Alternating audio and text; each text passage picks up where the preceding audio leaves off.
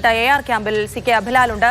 Abhilal, Poonkuzhali IPS അന്വേഷണ സംഘം എല്ലാവരും അവിടെ എത്തിയിട്ടുണ്ട് എന്നുള്ള വിവരം അഭിലാൽ പങ്കുവച്ചല്ലോ. ഇനിയിപ്പോൾ അവിടെ എന്താണ്, കവാടങ്ങളെല്ലാം അടച്ച് വിശദമായ ചോദ്യം ചെയ്യൽ അവിടെ നടക്കുകയാണ് എന്നുള്ളത് മനസ്സിലാകുന്നു. കൂടുതൽ വിവരങ്ങൾ. 5 മിനിറ്റ് മുൻപാണ് SITയുടെ പ്രധാനപ്പെട്ട ചുമതലയുള്ള IPS ഉദ്യോഗസ്ഥ പൂങ്കുഴലി ഇവിടേക്ക് എത്തിച്ചേരുന്നത്. രാഹുലിനെ ചോദ്യം ചെയ്യുന്നത് തുടരുന്നു. ഇവരുടെ നേതൃത്വത്തിൽ തന്നെയാണ് ചോദ്യം ചെയ്യൽ എന്ന് നമുക്ക് വ്യക്തമായി കഴിഞ്ഞിരിക്കുകയാണ്. അതേസമയം തന്നെ പാലക്കാട് ആലത്തൂർ സ്റ്റേഷനിൽ നിന്നുള്ള കൂടി ഇവിടേക്ക് എത്തിച്ചേർന്നിട്ടുണ്ട്. ചുരുക്കത്തിൽ വലിയ ഒരു സന്നാഹം രാഹുലിനെ കസ്റ്റഡിയിൽ എടുക്കുന്നതിന് വേണ്ടി പാലക്കാട് സജ്ജീകരിക്കപ്പെട്ടിരുന്നു എന്നത് വ്യക്തമാണ്. ഇക്കുറി രാഹുലിനെ പൂട്ടുക, ആ ലക്ഷ്യം വെച്ചുകൊണ്ട് തന്നെയാണ് അന്വേഷണ സംഘങ്ങൾ അല്ലെങ്കിൽ പോലീസ് പ്രവർത്തിച്ചതെന്നുള്ളത് വ്യക്തമാണ്. ആദ്യഘട്ടത്തിൽ രജിസ്റ്റർ ചെയ്യപ്പെട്ട കേസുമായി ബന്ധപ്പെട്ട വിവരങ്ങൾ മാധ്യമങ്ങളിലൂടെ പുറത്തു വന്നു. അങ്ങനെ നിയമസഹായം തേടാനുള്ള സാവകാശം രാഹുൽ മാങ്കൂട്ടത്തിന് ലഭ്യമായിരുന്നുവെങ്കിൽ ഇക്കുറി തീർത്തും രഹസ്യമായ നീക്കമാണ്. ഏതാനും ദിവസങ്ങൾക്ക് മുൻപ് ഇമെയിൽ വഴി തിരുവല്ല സ്വദേശിനി നൽകിയ പരാതിയിൽ വളരെ വേഗത്തിലുള്ള നടപടിയാണ് പോലീസിന്റെ ഭാഗത്തുനിന്നും ഉണ്ടായത്.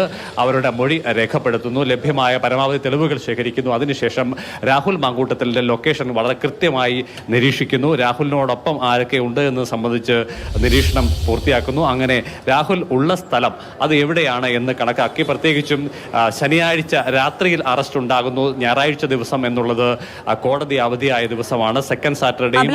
ഒരു കാര്യം ചോദിച്ചോട്ടെ, ഒരാഴ്ച മുൻപ് ഇമെയിലിൽ പരാതി എത്തുന്നു. ഈ കേസിനാസ്പദമായ സംഭവം എപ്പോഴാണ് നടന്നത് എന്നുള്ളത് നമുക്ക് പരാതിയിൽ നിന്ന് മനസ്സിലാകുന്നുണ്ടോ?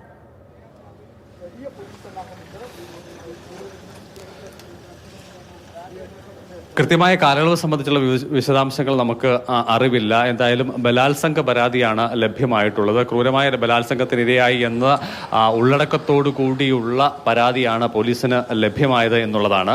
അതിന്റെ അടിസ്ഥാനത്തിൽ പരാതിക്കാരിയുടെ മൊഴി വളരെ വേഗത്തിൽ പോലീസ് രേഖപ്പെടുത്തുന്നു. ലഭ്യമായ അവർ നൽകിയ തെളിവുകൾ അത് ക്രോസ് ചെക്ക് ചെയ്ത ശേഷമാണ് രാഹുൽ മാങ്കൂട്ടത്തിനെ പ്രതിയാക്കിക്കൊണ്ട് പോലീസ് കേസ് രജിസ്റ്റർ ചെയ്യുന്നത്. കഴിഞ്ഞ 2 ദിവസം മുൻപ് വരെ അടൂരിലെ വീട്ടിലാണ് രാഹുൽ മാങ്കാട്ടത്തിൽ ഉണ്ടായത്. അതിനുശേഷം പാലക്കാടേക്ക് പോവുകയാണ് ഉണ്ടായത്. അങ്ങനെ രാഹുലിന്റെ നീക്കങ്ങൾ നിരീക്ഷിച്ച് വരികയും അതോടൊപ്പം തന്നെ വിവരങ്ങൾ അതീവ രഹസ്യമായി സൂക്ഷിക്കുകയും ചെയ്തിരുന്നു. നിയമസഹായത്തിനുള്ള വഴികൾ പരിപൂർണമായി അടയ്ക്കുന്നു, അതല്ലെങ്കിൽ അതിനുള്ള സാവകാശം നൽകാതെ രാഹുലിനെ അറസ്റ്റ് ചെയ്യുന്ന നടപടിയിലേക്ക് പോലീസ് പോവുകയാണ് ഉണ്ടായത്. അങ്ങനെ കഴിഞ്ഞ രാത്രി 12 മണിയോടുകൂടി പാലക്കാട് KPM ഹോട്ടലിൽ അദ്ദേഹത്തിന്റെ മുറിയിൽ എത്തി കസ്റ്റഡിയിലെടുക്കുകയാണ് ഉണ്ടായത്. ആ ഘട്ടത്തിൽ മാത്രമാണ് പുതിയ കേസ് രജിസ്റ്റർ ചെയ്യപ്പെട്ടു എന്നുള്ള അതിന്റെ വിവരങ്ങളടക്കം ലഭ്യമാകുന്നത്. ഈ സമയം രാഹുൽ മാത്രമാണ് ഉണ്ടായിരുന്നത് താനും.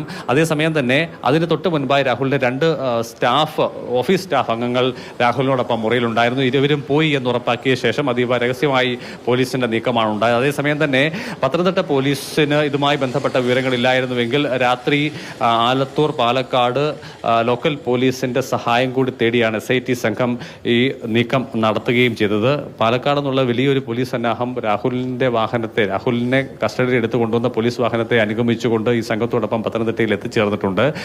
10 മിനിറ്റ് മുൻപ് SITയുടെ ഹെഡായിട്ടുള്ള IPS പൂങ്കുഴലി കൂടി എത്തിച്ചേർന്നിട്ടുണ്ട്. ഇനിയും ചോദ്യം ചെയ്യലിന്റെ നിമിഷങ്ങൾ തന്നെയാണ് നമ്മൾക്ക് പ്രതീക്ഷിക്കാൻ കഴിയുന്നത്. എന്തായിരിക്കും പോലീസിന്റെ അടുത്ത നീക്കം എന്നുള്ളത് നമുക്ക് പ്രതീക്ഷിക്കാൻ കഴിയുന്നത് കോടതിയിൽ ഹാജരാക്കുക എന്നുള്ളതാണ്. ഇന്ന് കോടതി അവധിയാണ് എന്നതിനാൽ തന്നെ മജിസ്ട്രേറ്റിന്റെ വീട്ടിൽ ഹാജരാക്കാനാണ് സാധ്യത. അതൊരു പക്ഷേ ഉച്ചയ്ക്ക് ശേഷം മാത്രമേ ആവുകയുള്ളൂ. കാരണം കസ്റ്റഡിയിലെടുത്ത് അതല്ലെങ്കിൽ അറസ്റ്റ് രേഖപ്പെടുത്തി 24 മണിക്കൂർ സാവകാശം ലഭ്യമാകുന്നുണ്ട് കോടതിയിൽ ഹാജരാക്കുന്നതിനായി. ആ സാവകാശത്തിന്റെ സമയം എന്നുള്ളത് ഒരുപക്ഷെ ഉച്ചയ്ക്ക് ശേഷം കോടതിയിൽ ഹാജരാക്കും. ബലാത്സംഗ കുറ്റമടക്കമുണ്ട് എന്നതിനാൽ യാതൊരു സാധ്യതയുമില്ല രാഹുലിന് ജാമ്യം ലഭ്യമാകാൻ. അതായത് ഇനി രാഹുൽ അഴിക്കുള്ളിലേക്കാണ് എന്ന് നമുക്ക് ഉറപ്പിക്കാൻ കഴിയും. എന്തായാലും രാഹുലിന്റെ കേസിൽ അദ്ദേഹത്തിന്റെ അറസ്റ്റ് തടഞ്ഞുകൊണ്ടുള്ള ഹൈക്കോടതിയുടെ ഉത്തരവ്, അതിന് സാവകാശം ഉണ്ട് എങ്കിൽ പുതിയൊരു കേസ് രജിസ്റ്റർ ചെയ്യപ്പെടുന്നു. രാഹുലിനെ പോലീസ് കസ്റ്റഡി എടുക്കുന്നു. അതീവ രഹസ്യമായ പോലീസ് നീക്കം ഈ ഘട്ടത്തിൽ വിജയിച്ചിരിക്കുന്നു. ഞാൻ മുമ്പ് സൂചിപ്പിച്ചതുപോലെ തന്നെ ഇക്കുറി രാഹുലിനെ പൂട്ടുക, അതുതന്നെയാണ് പോലീസ് ലക്ഷ്യം വെച്ചിരുന്നത് എന്ന് തന്നെ വേണം നമുക്ക് ഈ നടപടികളിൽ നിന്നും മനസ്സിലാക്കാൻ കഴിയുന്നത്. അതുതന്നെയാണ് പോലീസിന്റെ കൃത്യമായ ഇടപെടലാണ്, കൃത്യമായ ടൈമിംഗ് ആണെന്ന് പറയാം. കാരണം അയാൾക്ക് രക്ഷപ്പെടാനുള്ള ഒരു പഴുതുപോലും പോലീസ് ഉണ്ടാക്കിയിട്ടില്ല എന്നുള്ളതാണ്. ലോക്കൽ പോലീസിനടക്കം അറിയില്ലായിരുന്നു എന്ന് പറയുമ്പോൾ SIT എത്രമാത്രം ഗംഭീരമായാണ് ഈ അന്വേഷണം ആസൂത്രണം ചെയ്തത് എന്നുള്ളതാണ്, ഈ പദ്ധതി നടപ്പാക്കിയത് എന്നുള്ളതാണ്. അതുകൊണ്ട് തന്നെയാണ് ബലാത്സംഗ കേസിലെ പ്രതിയായിട്ടുള്ള ഒരു ജനപ്രതിനിധി ഇപ്പോൾ AR ക്യാമ്പിൽ ചോദ്യം ചെയ്യലിന് മുൻപിൽ ഹാജരായി ചോദ്യമുനയിൽ നിൽക്കേണ്ടി വരുന്ന അവസ്ഥയുണ്ടാകുന്നത്. പരാതിയിൽ നമുക്ക് കിട്ടുന്ന ചെറിയ വിവരങ്ങൾ അനുസരിച്ച് മാത്രം മനസ്സിലാകുന്നത്, ഈ പരാതിയിൽ പറഞ്ഞിരിക്കുന്നത് വിദേശത്താണ് ഇപ്പോൾ ആ യുവതി. അത് പരാതിക്കാരി ആരുമായിക്കോട്ടെ, പക്ഷേ ഇമെയിൽ വഴി വന്ന പരാതിയിലുള്ളത് ക്രൂരമായ ബലാത്സംഗം, ഗർഭചിത്രം, സാമ്പത്തിക ചൂഷണം, ഇതെല്ലാം ഒരു ജനപ്രതിനിധിയല്ല ഒരു പ്രതിയിൽ നിന്ന്, ഒരാളിൽ നിന്നുണ്ടായി എന്നുള്ളതാണ്. ഇയാൾ രാഹുൽ മാങ്കൂട്ടം എന്ന് പറയുന്നത് ഇപ്പോൾ ബലാത്സംഗ കേസിൽ പ്രതി ചേർക്കപ്പെട്ട് പോലീസ് അറസ്റ്റ് ചെയ്തിരിക്കുന്ന, ചോദ്യം ചെയ്തുകൊണ്ടിരിക്കുന്ന ഒരു വ്യക്തിയാണ് എന്നുള്ളതാണ്. എന്തായാലും AR ക്യാമ്പിൽ കനത്ത സുരക്ഷയാണ്, കനത്ത പോലീസ് സന്നാഹമാണ്. പാലക്കാട് നിന്ന് വലിയൊരു സംഘം പോലീസ് ഉദ്യോഗസ്ഥരും ഇപ്പോൾ അവിടെ എത്തിയിട്ടുണ്ട്. SIT സംഘത്തിന്റെ പ്രധാന ചുമതല വഹിക്കുന്ന പൂങ്കുഴലി IPSന്റെ നേതൃത്വത്തിൽ തന്നെയാണ് ചോദ്യം ചെയ്യൽ തുടരുന്നത് എന്നുള്ളതാണ് മനസ്സിലാകുന്നത്. പുലർച്ചെ 5 മണിയോടുകൂടിയാണ് രാഹുൽ മാങ്കൂട്ടവുമായുള്ള വാഹനം AR ക്യാമ്പിനുള്ളിൽ കയറിയത്. അതിനുശേഷം AR ക്യാമ്പിന്